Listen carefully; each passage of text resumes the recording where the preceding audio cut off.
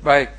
Nah, sekarang mari kita perhatikan ya, kita berkonsentrasi sekarang dengan topik baru di mana kita mau melihat ya bagaimana saya bisa menghitung spektrum dengan DFT. Oke. Mungkin Anda rasa ini gampang-gampang, tapi sebetulnya baca lagi. Ini ada sinyal analog.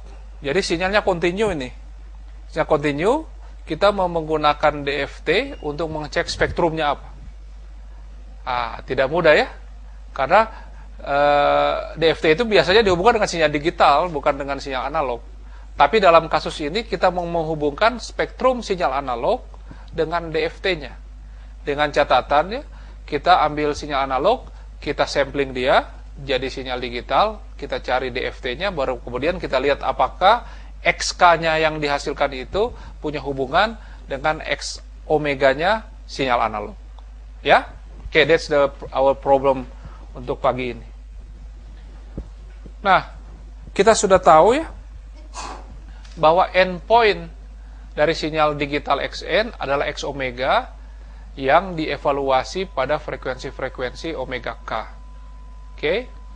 Jadi kalau XN mempunyai spektrum X omega, kalau XN punya spektrum X omega, maka DFT dari XN adalah XK, bukan X omega ya. XK yang sama dengan X omega pada titik-titik sampling. Tapi sampling frekuensi ini, ya.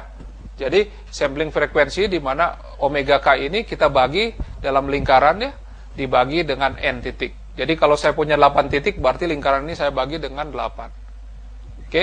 Jadi ini sebetulnya saya tidak pernah hafal seperti ini gitu. Yang saya hafal tuh ini gitu. Buat lingkaran, bagi rata, itu cara saya menghafalnya. Kalau secara matematika ya ini 2pi dibagi N kali K, ya kan?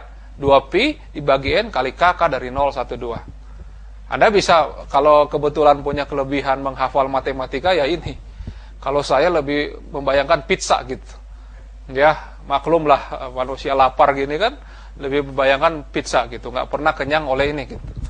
Nah, kira-kira begitu. Jadi, ini sebetulnya adalah titik-titik ini. Ya. Cuma, kalau dibilang seperti itu, agak repot ya, masa buku DSP ditulisnya titik-titik di mana pizza itu dibagi rata kan susah kan gitu ya. Jadi dibikinlah omega K sama dengan 2pi per N kali K. Ya, saya lebih senang 2pi per N kali K daripada 2pi kali K per N. Buat orang matematika sama, tapi buat kita 2pi per N itu satu potong itu kemudian dikali K.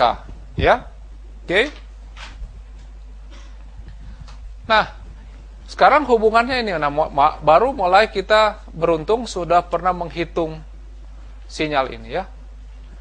Contoh ya, sinyal dengan durasi L ya, XN sama dengan 0 di semua tempat, kecuali di titik 0 sampai L kurang 1 itu, dia memiliki tinggi sama dengan 1. Nah, berapa transformasi Fourier-nya? Kalau sinyal ini berapa transformasi Fourier-nya kita sudah tahu. Kita sigmakan saja di sini, ini 0, 1, 1, 1 ya.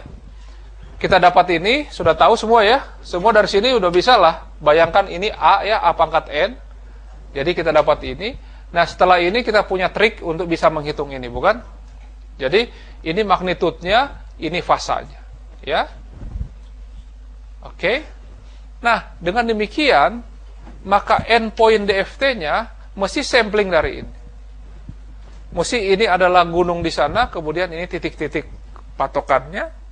Maka XK sama dengan sigma ini, ya. Lihat ya, omega diganti dengan 2pi per N kali K. N kecilnya masih yang ini ya, N kecil masih yang ini. Omega ini kita ganti dengan 2pi per N kali K. Nah, kalau sudah seperti ini sebetulnya sama juga dengan ini, sehingga kita berakhir seperti ini. Sehingga kita dapat seperti ini, di mana omega ini diganti dengan 2pi per N kali K. Jadi kita dapat seperti ini. Ya. Nah, sekarang kurva kita. Kalau dilihat seperti ini, XK kita seperti apa? spektrum kita harusnya ini, bukan? Harusnya ini spektrum kita. Tapi sekarang kita lihatnya seperti ini. Jadi Fourier transformnya itu harusnya berbentuk seperti ini. Ya, ini juga berulang di sini dengan fasanya seperti ini. Ya. Kemudian ini adalah DFT-nya. Jadi, kalau Anda menggunakan komputer, yang akan Anda dapat tuh angka-angka ini. Ya, angka-angka ya. Memang tidak garis ini. Garis ini cuma untuk memperlihatkan angka itu. Tapi spektrum kita sebetulnya adalah ini. Ya, kita sudah sama-sama ngerti ya. Jadi kalau saya mempunyai sinyal, ini sinyal yang khusus ya. Kita ambil sebagai contoh, kalau sinyalnya itu 0, kemudian dia 1, kemudian dia 0, panjangnya L, maka kita akan punya kurva seperti ini. Ya. Oke. Jadi saya kira cukup jelas ya. Jadi kalau kita menggunakan jumlah poinnya 50, maka kita dapat seperti ini. Ya. Artinya jumlah titik di sini ada 50. Ya, kalau kita punya 8 kan jumlah titiknya ada 8 ya. Kalau kita punya berapa? 4, jumlah titik ada 4. Kalau kita punya 50, jumlah titik ada 50. Nah, kalau kita punya jumlah titik 100, dia itu akan seperti ini. Ya. Nah, perhatikan bentuk ininya dan ini sudah mulai mendekati spektrum aslinya. Oke, kalau kita nambah titik itu. Tapi tidak berarti kita menambah informasi sebetulnya, tapi jumlah titik itu membuat kita lebih menyerupai spektrumnya. Oke. Nah, kita break di sini. Setelah ini kita akan sambung dengan satu kasus. Ini kasus khusus, kita akan masuk dengan kasus lebih umum, di mana kita bisa melihat spektrum sinyal ya, pada saat kita sampling dia, kemudian kita lakukan DFT.